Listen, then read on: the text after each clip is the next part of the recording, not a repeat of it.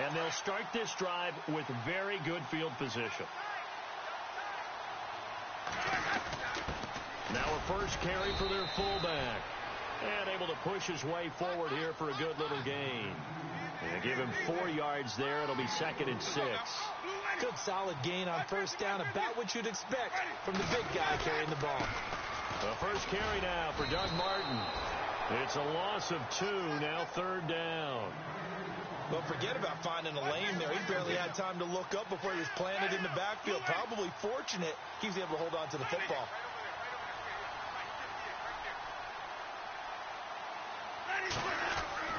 On 3rd down, Winston. And he takes a shot on the release as this will be.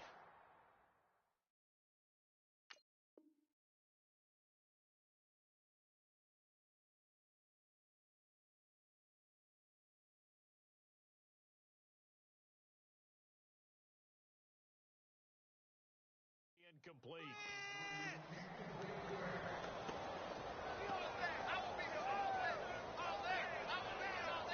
So here we go. The offense is going to stay out there. They're going for it on 4th and 8.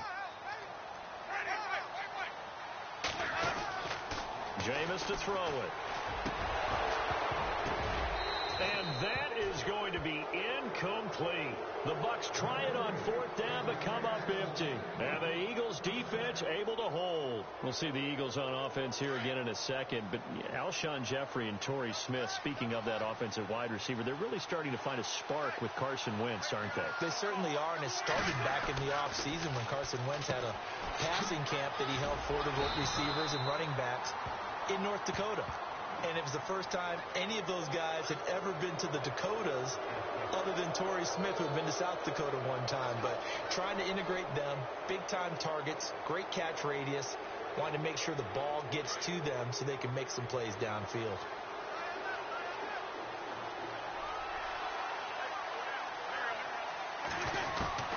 Wentz now on 1st down. Jeffrey reels it in over the middle. And he'll be taken down, but not before he gets into enemy territory. A nice pickup there of 11 yards, and it'll move the sticks. Alshon Jeffrey so dangerous even when a defender's near him. He's got such a big body, ability to run, positions himself well, excellent control. And you're exactly right. Even if people are draped on him, he often comes up with the catch. He really symbolizes what people are looking for in receivers in today's NFL. Clock rolling as we hit the midway point of this first quarter.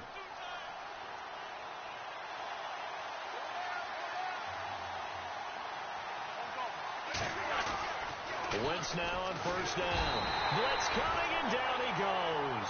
Noah Spence in there to sack him for a loss of 6.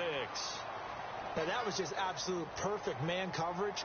Nowhere for them to go with the football. Led to a sack. And that's really difficult to do in today's NFL with all these gazelles running around that you're trying to cover in the secondary.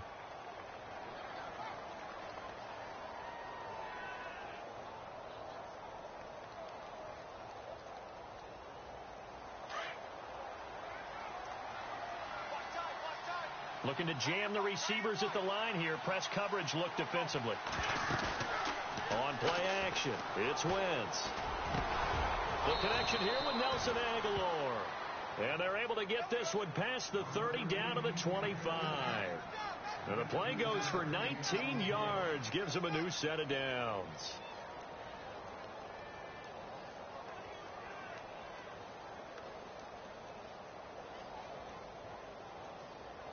Now the offense lining up 1st and 10.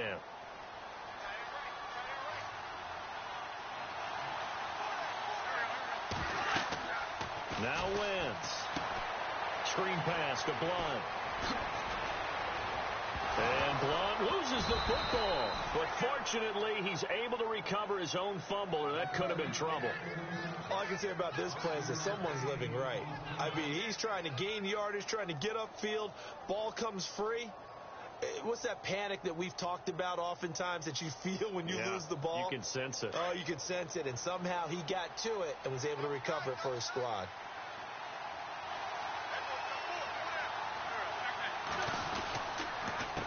And they'll go Wentz to Blunt here.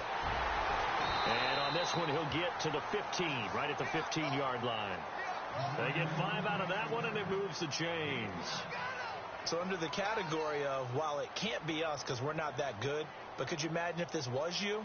LeGarrette Blount, his first 1,000-yard season since, what, 2010, his rookie year, and 18 touchdowns in the regular season, and no longer with New England. He is over 30 now. He turned 30 in December. I don't know if that played a factor, but, yeah, such a productive year, and then he's gone. Well, that just tells you this. Now he's going to be playing with a chip on his shoulder trying to prove something.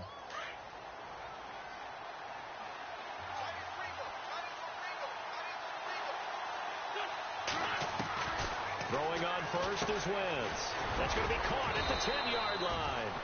And he's brought down just outside of the 10 at the 11. That throw good for 4. It's second down. Well, this is how you shake the thoughts of that interception on the last drive. You come out and start this one 4 for 4. And watching him throw it around with that type of confidence reminds me of a guy I played with way back when and told me, into heavy traffic, and it's intercepted. Picked off by Brent Grimes. And the return won't go anywhere. They'll be back deep in their own territory at the 2-yard line. And not great starting field position here for the offense.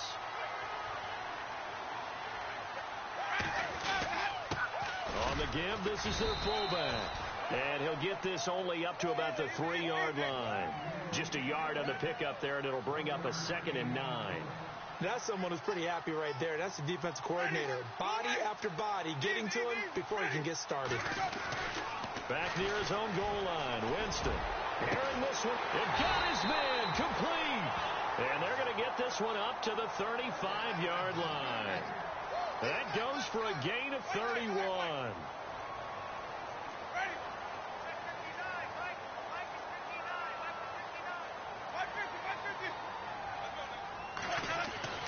Jameis now on first down. He'll rifle this, looking for Evans, and it's intercepted. Picked off by Rodney McLeod. And the return out shy of midfield to the 46-yard line. And that's a great example of ball skills right there, partner. You and I do a lot of games, and I can't tell you how many guys look to run with the football before they've intercepted it. So that's a nice job of focusing on the task at hand and coming away with the interception. And no room to maneuver there. Give him a yard up to the 47. I don't think any of us were surprised that they decided to start this drive on the ground after the last 2 drives ended in interceptions. Unfortunately, though, not a lot going on that first play. Yeah, I think the anticipation was felt also by the defense.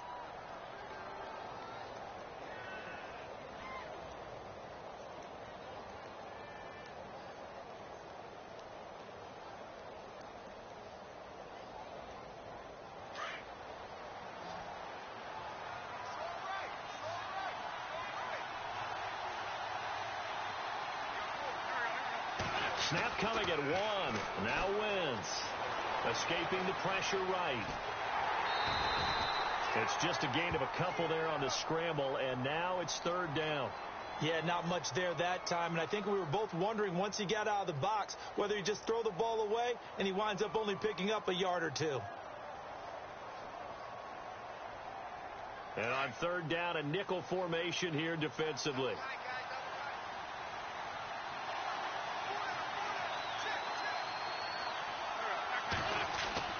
Play action to Sproles. Wentz. He'll buy some time right. And that is incomplete. I tell you, Brandon, this defense is playing with some confidence. Haven't allowed a point yet. Flying to the football. I'm telling you, it's almost 11 to the ball on every snap.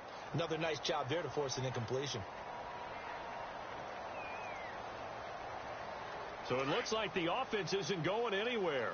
They're going to go for it on 4th and 7.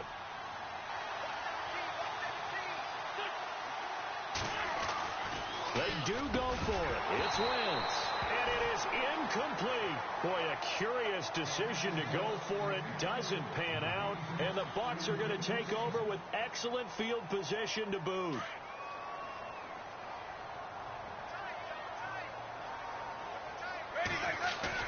Try to shake off the interception. He'll look to throw. He couldn't quite hold it. Got hit. Ball pops out. Incomplete. This defense is not going to make it easy for you. They're a physical group, and we just saw it there on that play. He came in, made the contact, just as he's trying to haul it in. Possible run anticipation here as the D-line sandwiches together.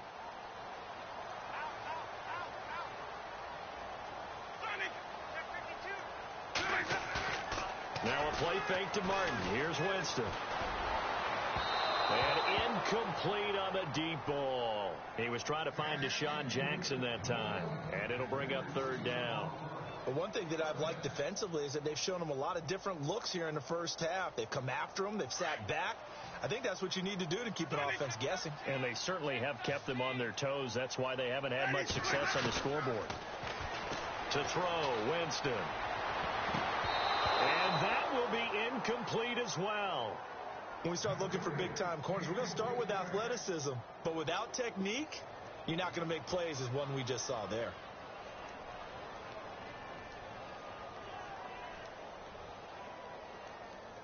The 3 straight incompletions, they don't care. That hasn't dissuaded them. They're going to go for it on 4th. To the air again with Winston. And they will not be able to hook up there. It's incomplete. The